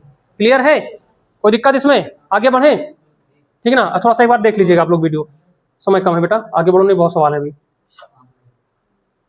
जल्दी करें। एक प्रकार की कृषि व्यवस्था है जिसमें, एक प्रकार की क्या भैया? कृषि व्यवस्था है जिसके तहत क्या होता है भैया? भूमि का मालिक एक किराएदार को अपने हिस्से की भूमि पर पैदावार के एक हिस्से के बदले अपनी भूमि का उपयोग करने को देता है, ठीक ना। एक ये इसी प्रकार की जो व्यवस्था है अपने यहाँ, जानते हो कौन सी व्यवस्था है? अधिया वाली व्यवस्था। क्या व्यवस्था है? अधिया वाली व्यवस्था है, जिस पर किसान क्या करता है? अपनी जमीन को किसी दूसरे देता है, उसमें आधा हिस्सा लेता है, उसको जोतने बोने के लिए हिस्सा देता है, ठीक है ना। मालिकाना हक नहीं देता है, बस जोतने बोने के लिए देता है। इसको बच्चे पता कहते हैं? शेयर क्रॉपिंग कहते हैं। क्या कहते हैं? शेयर क्रॉपिंग कहते हैं। मतलब ऐसा शेयर की जा रही है भूमि, क्या की जा रही है? शेयर की जा रही है। चलिए अगला, लीजिंग पे क्या होता है? एक देखो, एक तरीका अपने यहाँ लीजिंग वाला भी होता है, अपने यहाँ वाला लीजिंग तरीका भी होता है। इसमें क्या होता है? जैसे एक मालिक है, जमीन का मालिक है, भूमि का मालिक है, और वो खेती करने में क्या है? अच्छा में। खेती करने में क्या है? अच्छा में। तो किसी एक ऐसे व्यक्ति को तो सच्चा में खेती करने में, ठीक है, तो वो क्या करता है? उसको भूमि के बदले साल भर 2 साल का किराया देता है, इसको लीजिंग पर कहते हैं। उसका भूमि जो है लीजिंग, खेती करने के लिए लीजिंग पर लेता है। खेती करने के लिए किस पर लेता है? लीजिंग पर। कि भैया 1 साल हम खेती करेंगे, उससे चाहे हम जो फसल बोए, आपसे कोई मतलब नहीं, मैं आपको 10,000 रुपए दूंगा भाई, जितना खेत है उसके हिसाब से, या 1 लाख रुपए दूंगा, 2 लाख रुपए दूंगा, जितने हिसाब से खेत है। इसे क्या कहते हैं? लीजिंग पर लेना। इसे क्या कहते हैं? लीजिंग पर लेना, ठीक है भाई। अगला बात आती है, अगला प्रश्न नंबर 19 क्या कह रहे बच्चे? प्रश्न नंबर 19, भारत के किस राज्य में प्रति हेक्टेयर गन्ने का उत्पादन उच्चतम होता है? उत्तर प्रदेश, उत्तराखंड, कर्नाटक और तमिलनाडु। देखिए भाई, बढ़िया सवाल पूछा गया, जल्दी से आप लोग इसका जवाब दीजिएगा, ठीक है ना बच्चे। हमने अभी यहाँ पे कहा है कि प्रति हेक्टेयर की बात की गई है। जैसे ही हेक्टेयर की बात है तो उत्तर प्रदेश आपको टिक नहीं लगाना है, उत्तर प्रदेश को टिक नहीं लगाना है, फिर आप क्या लगाना है? तमिलनाडु। तमिलनाडु में प्रति हेक्टेयर सबसे ज्यादा गन्ने का उत्पादन होता है, लेकिन सबसे अधिक गन्ना उत्पादन कहां पर होता है? उत्तर प्रदेश में होता है, ठीक ना। भारत में सबसे अधिक, भारत में सर्वाधिक, ठीक ना, भारत में सर्वाधिक गन्ना उत्पादन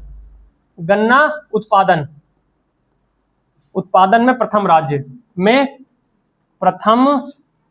राज्य कौन है भैया? उत्तर प्रदेश है। प्रथम राज्य कौन है? उत्तर प्रदेश है। अच्छा आगे बढ़ते हैं बेटा, आगे बढ़ते हैं। अगला सवाल देखिएगा। अगला पूछा गया, साकी विज्ञान किसके उत्पादन और विपणन से संबंधित है? साकी उत्पादन फूल, चकोतरा फल, अंगूर या सब्जियों के उत्पादन से है। सब्जी से उत्पादन किससे संबंधित बेटा? सब्जियों से संबंधित है, ठीक है, वेरी गुड। किससे संबंधित है? सब्जियों से उत्पादन संबंधित है साकी उत्पाद, ठीक है। अगला आ जाओ, अगला बताओ भैया क्या बेटा? एक अच्छी तरह से, अच्छा क्वेश्चन दोबारा आ गया, कोई बात नहीं, ये सवाल दूसरे उसमें एग्जाम में पूछा गया होगा, ठीक है ना, कोई बात नहीं, को कंपोस्ट हो जाएगा, ठीक है ना। नेक्स्ट आ जाओ। देखो बेटा, चींटियों के हमले से फसलों की सुरक्षा के लिए निम्नलिखित में से किस कीटनाशक का प्रयोग किया जाता है?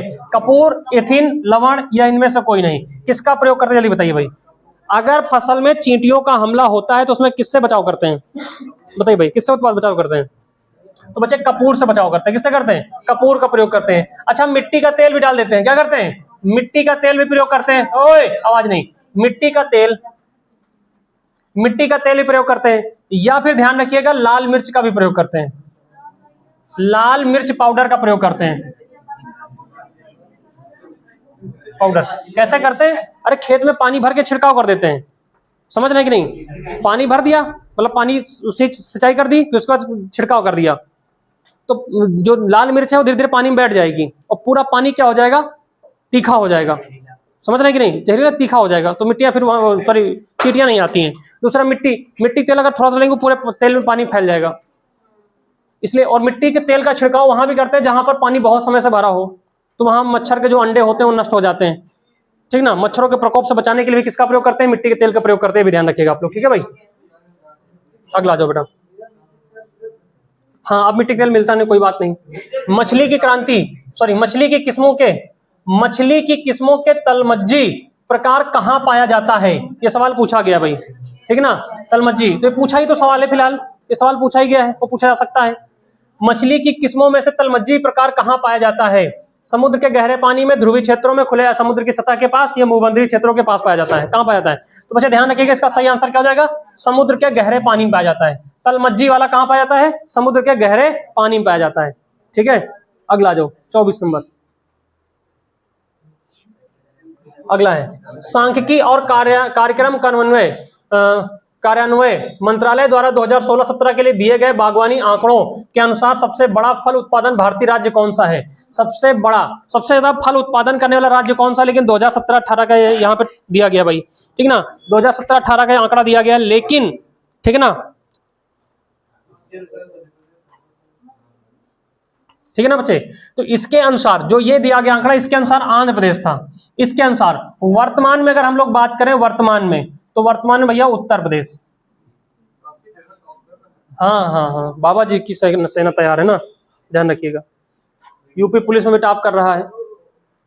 अगला जो बेटा, मध्य प्रदेश। हमको लगता है कि एक समय और आएगा कुछ, अगर बाबा जी अगर 2-4-5 साल और रहेगी, 2-4 भर्ती और निकाल दी अगर यूपी पुलिस की, तो भारत में ये घोषणा हो जाएगी कि निम्नलिखित में से किस राज्य की जनसंख्या उत्तर प्रदेश में पुलिस के बराबर है।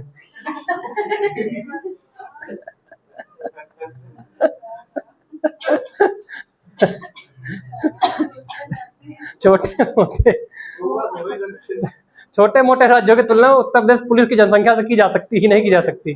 जब भैया एशिया के कई सारे देश, यूरोप के कई सारे कंट्रियां ऐसी हैं जिनकी तुलना उत्तर प्रदेश की जनसंख्या से की जा सकती, पूरे कंट्री की तुलना उत्तर प्रदेश राज्य से की जा सकती है, और कई सारे ऐसी कंट्रियां जिनकी तुलना रायबरेली जिले से की जा सकती है।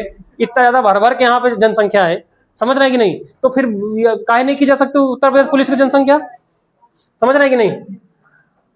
एक समय ऐसा आएगा कि अगर हमको लगता है 2-4 भर्तियां अगर ऐसे और 2-3 भर्तियां बस बाबा जी और ऐसे निकाल दे, उसके बाद ये आएगा कि भैया एक सवाल बनेगा कि एशिया में या यूरोप में ऐसा कौन सा देश है जिसकी जनसंख्या उत्तर प्रदेश के पुलिस के बराबर है।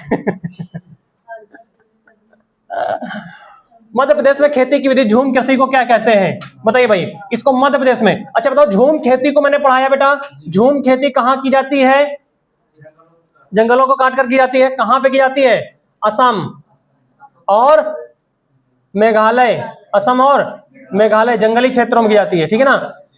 अब बताइएगा आप लोग, जहां पर आदिवासी जंगली क्षेत्र में लोग रहते हैं, ठीक है, जंगलों को इसमें जला करके की जाती है खेती, ठीक है। आप बताइए किसका आंसर क्या हो जाएगा। इसको किस नाम जानते हैं, इसको दरिया के नाम से जानते हैं। किस नाम से जानते हैं, दरिया के नाम से जानते हैं। किस नाम जानते हैं, दरिया। मध्य प्रदेश में दरिया के नाम से जानते हैं झूमिंग खेती। इसमें जंगलों को जलाकर, ठीक है ना, जंगलों को जलाकर।